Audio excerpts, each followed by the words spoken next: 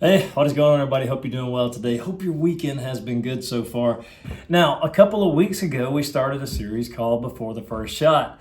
And we're diving back into that with the second episode of the series. And we're going to be talking a little bit more about the bow. Now, if you remember on the last time, we talked about what's the right bow to buy, what to look for, what draw weight, what bow length, all of the little things that go into purchasing your first bow. Now, today we're going to talk about something that's just as important before you get out to shoot: your bow setup. So we're going to go through some steps that I go through personally, show you some things that I look for, and also show you a couple of little tips and tricks that will help you when it comes to setting up your bow. So without further ado, let's dive into it. All right, so let's say you've purchased that perfect bow for you and you're ready to get out and shoot, but you got some questions about what do I do before I put an arrow through this bow. What you want to do is what's called a setup, and every bow needs one whenever you get it. Yes, you could take it out of the box or whatever container it comes in and just start shooting it, but it's not going to give you optimal performance. So one of the things that I like to do is go through and do a few checks whenever I get a new bow. Now we're going to be talking about a takedown bow such as this, the Samix Sage. We're going to probably stick with this bow through the series till we get to talking about some other things. But for me, whenever you get a bow like this, a takedown bow, you want to do just your basic preliminary safety checks. And when I say safety checks, I mean just inspect the bow, really inspect the bow closely.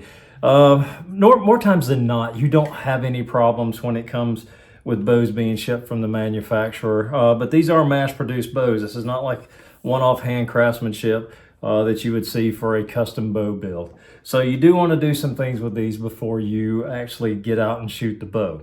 So let's go down to the table. Let's talk about this a little bit, and I'm going to show you some things that have helped me along the way every time that I get out to set up a new bow. That was a 500 spine. Now we're shooting another 400 spine. No fletching.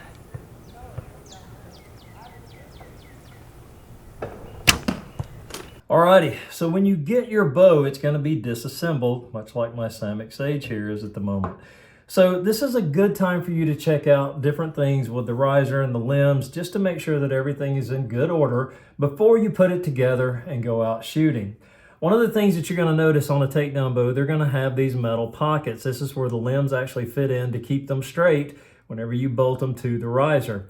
Now, one of the things to check whenever you first take that out of your packaging is you want to make sure that these little screws are secure and snug. When I got this bow, I think one or two of these were loose and I had to tighten them up just a little bit. This is important. You want to make sure that those screws are in there well. You don't have to over tighten them, but you do want to make sure they're snug. And just check for any deformities, make sure that nothing's bent or there's going to be any issue with getting your limbs in there. Now the riser itself, you'll notice it is it's a pretty wood pattern, is what it is. But these risers are made from laminated chunks of wood, meaning there are small, thin sections that are glued together. And once that glue is dried, then the riser is formed from that chunk of laminated wood. So that being said, you want to make sure that there's no damage to the laminations. You don't see any separation in there. You don't see any gaps or damages. And these may not show up when you're just inspecting the bow. It may happen when there's pressure. So just keep yourself mindful of that whenever you're out shooting. Just check your bow, make sure that the lamination is good. Because again, this part of the bow is what's going to take all of that pressure from those limbs bending back. And you may not think it, but you do get flex in these risers. Not to a degree where you would notice it visibly or you would feel it, but there is a lot of flex going on with these. So just make sure that these are safe. Of course, the next thing too, you want to check your screws, make sure there's no damages, or your bolts, not your screws, these are your limb bolts. Make sure there's no damage to the threads, and just take a few minutes and just run them all the way in just to see how they fit. You want to make sure that they're not loose and wobbly and stripped out, because again, they are going to take a lot of pressure when you do get your limbs on. The next thing you want to inspect is your limbs. Make sure there's no damage in the limbs. You'll notice that these are laminated as well. This is a fiberglass wood laminate, so you want to make sure there's no cracks and no damages in that, because again, you don't want to put these on and put pressure with the string and then there be a damage in the laminate, because that could cause the bow to explode or the limb to break off. And we've all seen that happen if you've watched enough videos. The other thing too, I hear a lot of questions about, can I shoot a fast flight or should I shoot a fast flight? That's going to depend on your bow limb tips. This is a phenolic reinforced limb tip, meaning you can shoot a fast flight string or just a plain Dacron string with these limbs.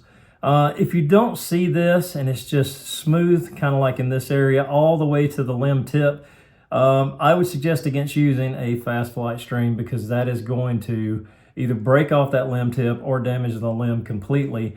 And you definitely do not want that to happen when you're out shooting. So again, most bow manufacturers will say it whenever they put the description of their bows out, you know, can shoot a fast flight string or reinforced limb tips, whatever the wording is there. So just look out for that. And again, you just want to make sure that everything's in order. Now, the next question is, how do you put this thing together? Look for the writing on your limbs. More times than not, the writing is always the bottom limb. So you want to make sure that that is on the bottom part of your riser here. The other thing too, I've seen people do this before, put the limbs on backwards. Thankfully, the sage limbs here have this almost like a grommet that the limb bolt will actually fit down in there to secure that. So there's no way you can put these on backwards. I mean, you could, but chances of you doing that are very slim. So you just want to make sure that it fits in your limb pocket well. Again, no wiggling around. There is going to be some movement, so don't think, oh God, my bow's damaged, because it does have to have some tolerance for this limb to get in there easily. And then you just want to put your bolts in. You don't have to take a pair of pliers to these. Just put them in snug with your fingers.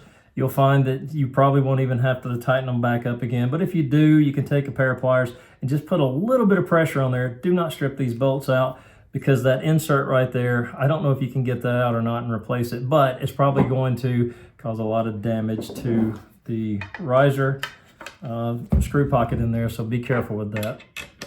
Then once you get your bolts in, you are ready to put the string on this bow. Let's get the string on it and let's talk a little bit more about that. All right, so over the course of time and just all of my tinkerings and musings I've done with archery and my bows and stuff, I actually built myself what you're looking at now. It's a bow cradle.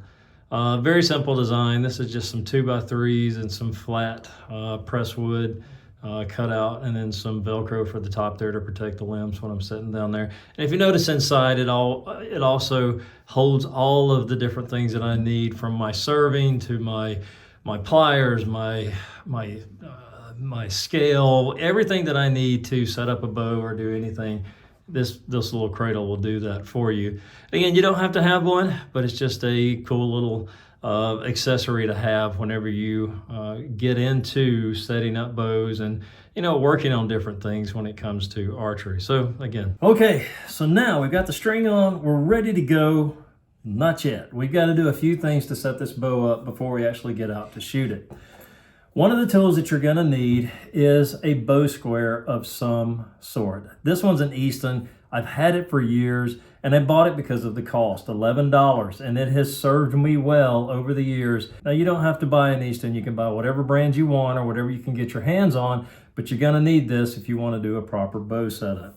Now, the first thing you're going to do is check your brace height on your string. And the brace height is just how far this string is from here, the valley of the grip. Now, every bow comes with a recommended brace height from the manufacturer. That's not a hard and fast rule. That doesn't mean you have to stay within that brace height that the manufacturer recommends. However, an improper brace height can cause things like noise from the bow, string noise. It can cause string slap in some degree, and it can affect the shot whenever you release that arrow and affect the arrow flight. So you want to make sure that you have it close, or you have it to where you like it, to where your bow performs the best. So the way you measure your brace height is you take your bow square and you put it right here in the valley of the grip, and you hold it up straight, and you just measure up to the string. That will give you your brace height. Now, the way you adjust your brace height is if it's off a good bit or a considerable amount, you want to take your string off your top limb, and then you want to take you want to take your string off your bottom limb, and then you just put twist in your Flemish twist string, or you can even twist your endless loop string to get your brace height where it needs to be. But again, a bow square is an invaluable tool for doing that. I highly recommend that you pick one up and keep in your toolbox, if you will. Yep. See, it's way off on that. All right, so we've covered your string, we've covered the brace height. Now we're going to cover another important part of setting up your bow, your nocking point. Now, setting up a nocking point, this is going to be trial and error, but I do have something I'm going to show you here in just a minute that's going to save you a lot of headache and frustration. But how do we set up a nocking point? Well, that is not something that comes from a manufacturer recommendation. This is something that you have to test and adjust for yourself. And that could be either the arrows you shoot or your style of shooting or whatever that is, but you're gonna have to find that right spot or that sweet spot for your nocking point. Now, what I do as a general rule of thumb, any bow that I take right out of the package, put the string on and set up a nock point, I usually go about 5/8 of an inch from the shelf here up to this point here on my string. And that gets me in a generalized good area to get out and test and see how the arrows are shooting from the bow. Now, to find your nocking point, what you want to do is take your bow square and put that back on your string. Now, here's something that I want to caution you against. A lot of people will clip this thing on just like this. This is incorrect because it's not going to give you a true measurement. What you want to do is pull that up one more snap, and if you see here, it brings the square right on line with the string, and this is perfectly straight. So this is going to give you an accurate nock point height or wherever you decide to tie it. Now, another thing too you want to look out for, let me move this out of the way here, is this. What you want to do is slide this to the point where it just stops when it comes back to your arrow rest or your shelf. And that is with the material on, of course. That's not just a plain shelf. I mean, you can shoot without anything on there, but I choose to put material on there. And all you do, again, just make sure that it stops or it has some kind of friction or pressure there whenever it's coming back on.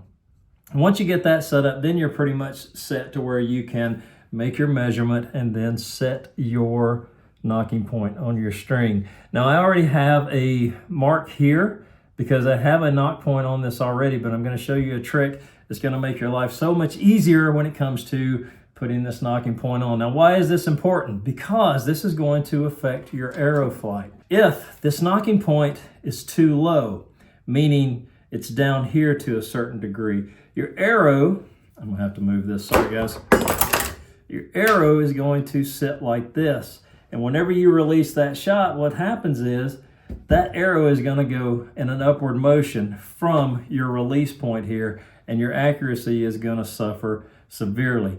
Conversely, if your nocking point is too high and it's setting off the shelf a good bit like this, what's going to happen is that arrow is going to shoot downwards. So you want to get a happy medium there where that arrow is resting, and whenever you release that shot, it lets that arrow fly as straight as possible. If you got it off one way or the other, it could cause what is called porpoising, where your arrow does this in flight.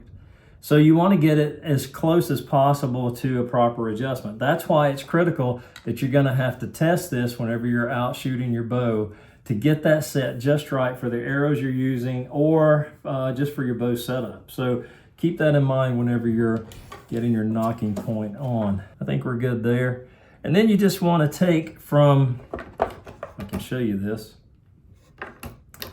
I need something with a pointer. Oh, let's use this. This will work. All right. So here is your shelf right here at the 0 mark. That is where this is lined up with the shelf, and that's why it's kind of important that you make sure that you're right where you need to be. You got just a little bit of friction there, and you're good. And then you just measure up in 1/8 increments. So this is 1, 2, 3, 4, 5. 5/8 is a good place to start. You can start at a 1/2 inch. You can start really wherever you want to, but that's just generally where I start out. And I'm just a shade over that, I think. 1, 2, 3, 4.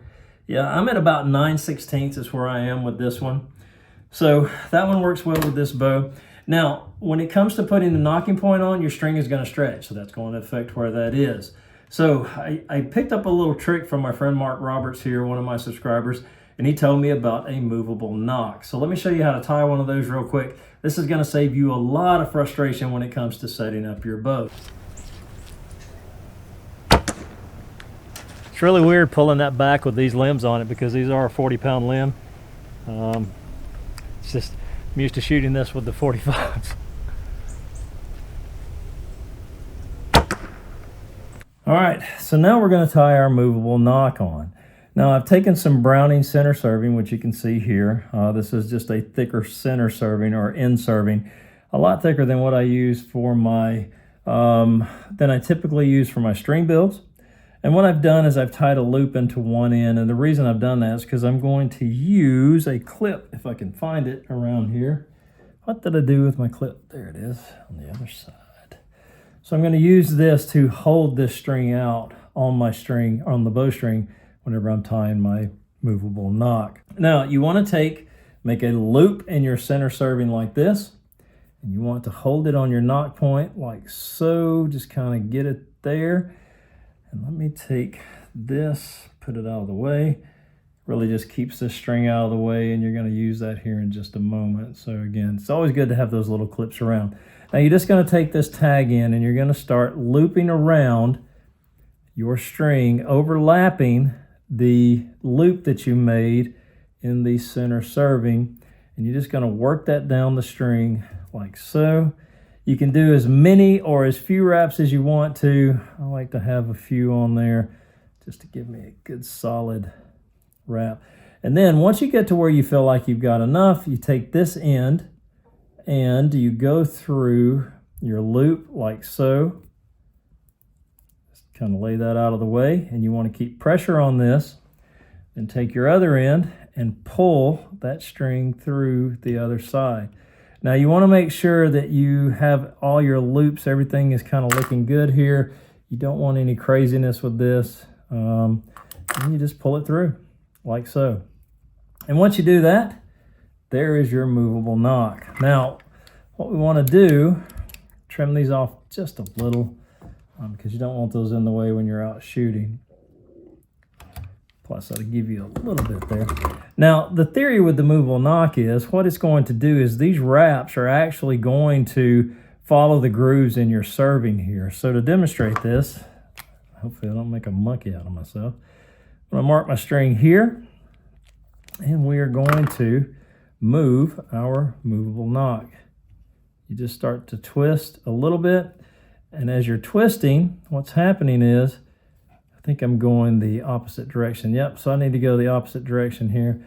As you're twisting this, what's happening is it's following those grooves on your center serving, and it's actually adjusting out. As you can see, here's my mark. This is where I'm at now. So this is a great way to set a nocking point that you can move and adjust as your string is stretching or as you're testing your bow. So I want to move this back down to where I was. I think I need to go the other way. Yep. That's about where I'm at. Let's see if I've got enough. But you pull that through, everything's good. You want to make sure it's all together. And then what you can do is take and burn those ends like so. Kind of melt them down in on itself. And again, this is a little bit of trial and error whenever you're building your, or putting on your nocks. Try it a few times, see if it works for you. I happen to like the process. And there you go. There is your movable nock. It's on there, and you can adjust it. Don't burn the ends until you adjust it, because that's going to melt onto your center serving. But shoot it for a little while. Get it tight. You want it snug. You don't want it super tight, because if you do, it's not going to move up and down your string. So again, a movable nock will help you when you're setting up your bow. Now, once you're happy with where that is, you can take some super glue. Just a little drop will do on there. And then that way you have a permanent nock until you change your string.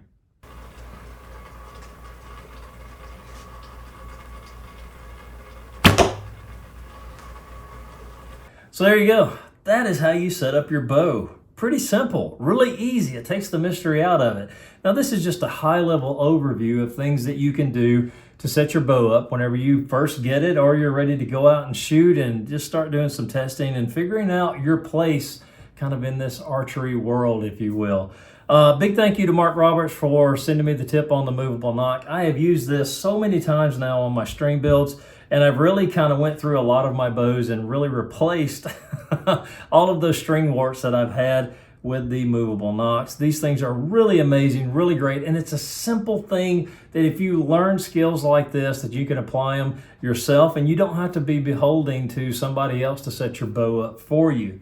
So again, I hope you're enjoying this series. I hope it's answering some questions for you new archers out there. And if there's something specific that you want me to discuss or video review or talk about in one of the upcoming videos for this series, send me an email at blueskiesarchery.com, blueskiesarchery.com, and I will definitely take that into consideration and put that into my video series. Now, I've already had somebody send me a suggestion about string builds and string jigs. We're definitely going to cover that. We're going to get into strings in the coming videos. I have my personal preference when it comes to strings, and there are some things about strings that you need to know. So again, we're going to cover all of that as we go forward in this series. And again, I hope I'm bringing information that's valuable to you and something that helps you grow as an archer. And again, I'm not a professional, I'm just a backyard archer, and these are things that I have learned over the course of the years that I've been shooting, and they've really helped me progress in this sport. So again, thank you so much. I really appreciate your support. I really appreciate your comments. Keep those coming. I get back to the comments as fast as I possibly can. I know sometimes it seems like I'm a little slow. The past ones I've been sick, so my apologies. I am better now, so I did get to respond to those. So again, I'm sorry for the delay. But thank you so much for the support of my content. It means the world to me, and that is heartfelt. But as always, my friends, I hope you have a great day, a better day tomorrow, and a wonderful week ahead of you. And until next time.